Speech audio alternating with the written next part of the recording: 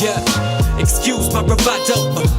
Might have found my truth in tomorrow. Yeah, think I found my muse in tomorrow. Started walking to the future, but my shoes hit a pothole. Like keep walking. What's going on, guys? Motonosity here. I'm back. It's been a while, mainly because this video has taken all week to make. Over the past week, I've been wrapping my 2017 Yamaha R6. If you missed the first couple videos, in the first one we did the disassembly, taking off all the pieces off the bike that we wanted to wrap. In the second video, we got started on the wrapping process, and today we're finishing everything, and I'm gonna be bringing you guys some of my top tips for helping you guys wrap your own motorcycle. Fair warning, it's not as easy as you think. But note, you probably can do it.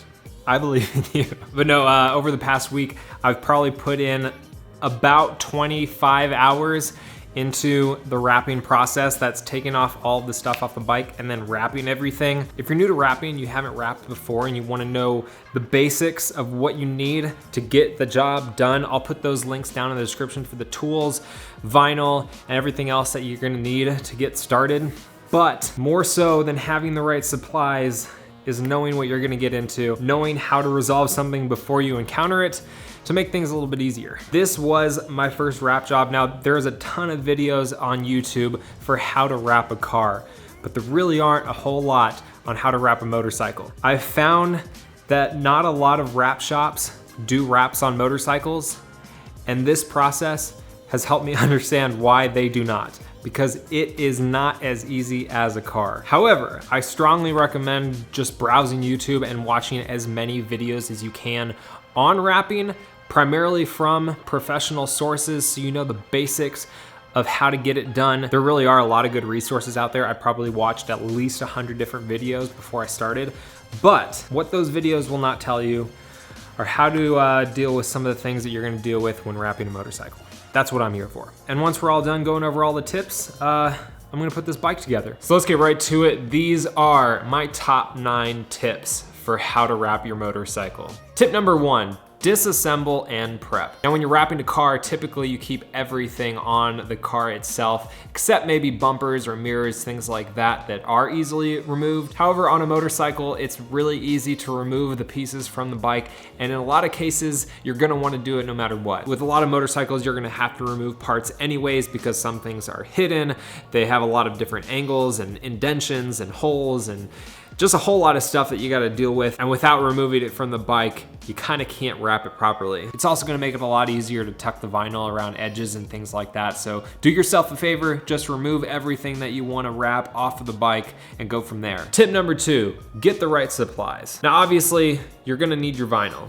That's a given. But there's a lot of other things that you're gonna need to make the wrapping job easier. I bought a little toolkit. It was great, it was cheap. It had pretty much everything that I needed, and it made things a lot easier. Having the right tool for the job is gonna help you out a lot. Whether it be the razor blade, squeegees, vinyl cutting tool, it's all there. It makes things easy. One of the things that the toolkit did not have that I would recommend getting is a tack cloth. This is gonna help you out with prepping all of the parts for the wrap.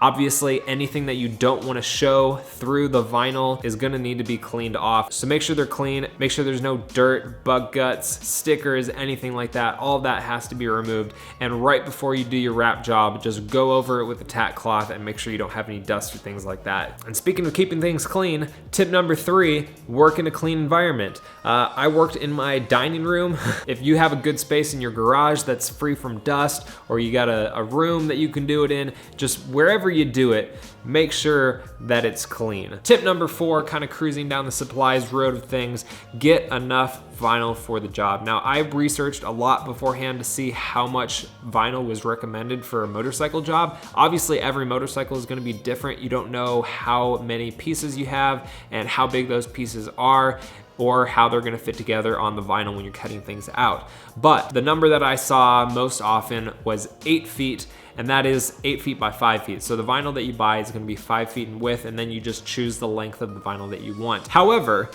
I ordered way more than that. I ordered 15 feet. I did not want to have to deal with running out and having to reorder more vinyl and wait for that to come. So I just ordered a whole lot just to make sure that I wasn't gonna run out and I could redo things if I wanted to redo them. But to give you guys a number, I ended up using 9 feet of the vinyl. I kind of stick in the 10 to 12 range. Unless you got a really, really big bike with a lot of pieces, 10 to 12 should give you enough. Tip number 5, get help. And for this one, I'm not referring to your mental issues, although you probably should get help for that too, but get help with the wrap job. When you have someone else that can help you out laying vinyl down, pressing things when you're trying to stretch things, that sounds strange, just go with it. Having a second person on hand when you need them is super helpful. They don't need to be around all the time, but for the situations when it would be a lot easier, having someone around is really helpful. Tip number 6, start simple. Now with this, what I'm referring to is start on the most simple pieces that you can.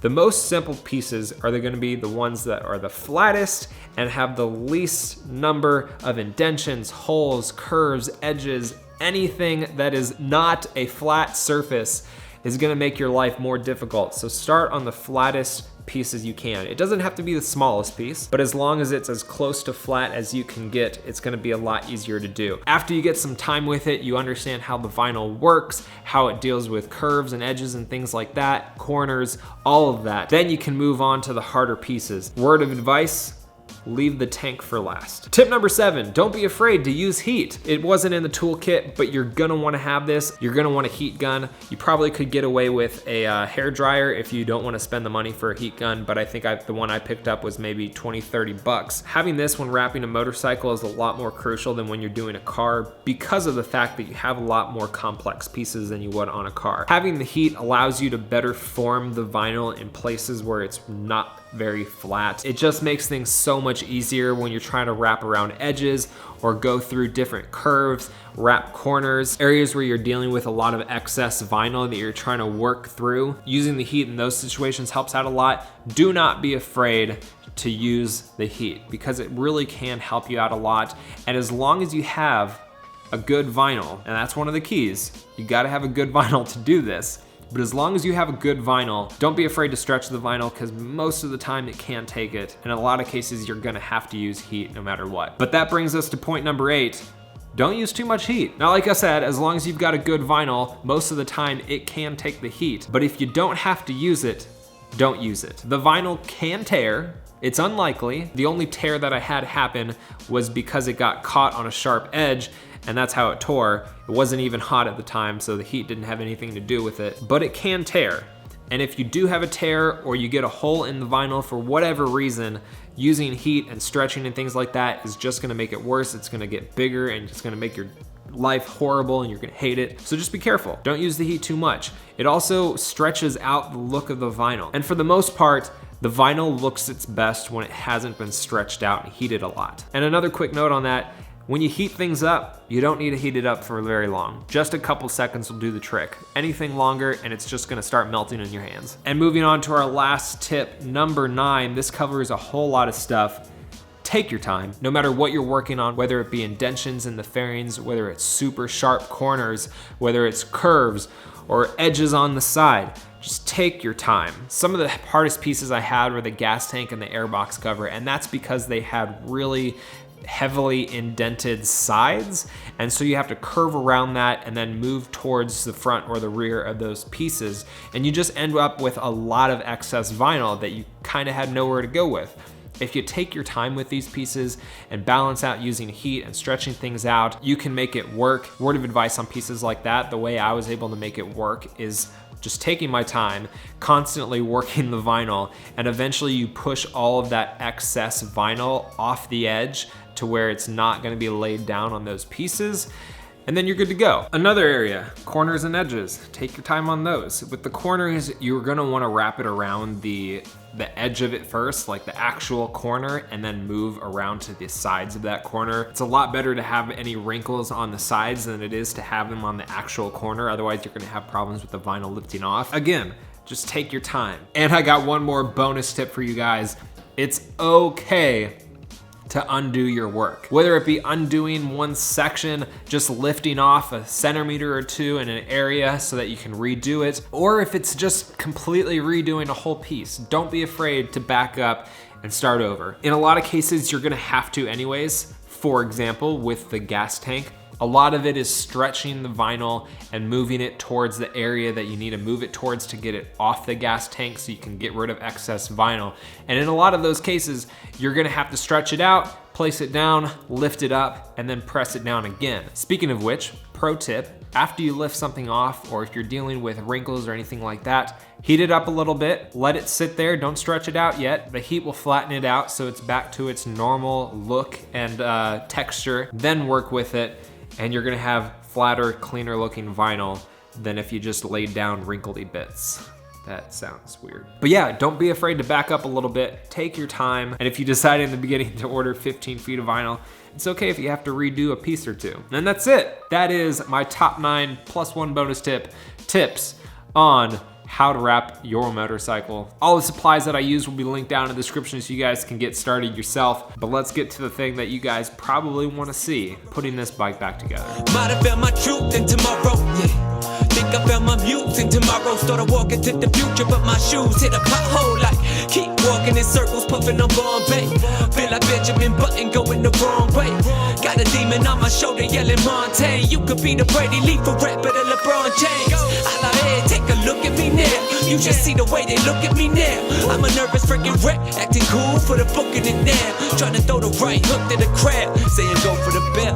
I might take a shot at it, foot in my mouth. Went to college on scholarship, now building a house, a mud house, a monolith, a temple of sound, and it's built for a solemn mix. So follow this.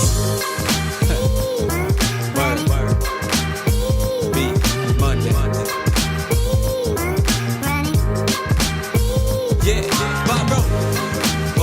It's what they want though. Yeah, it's what they want though. It's what they want though.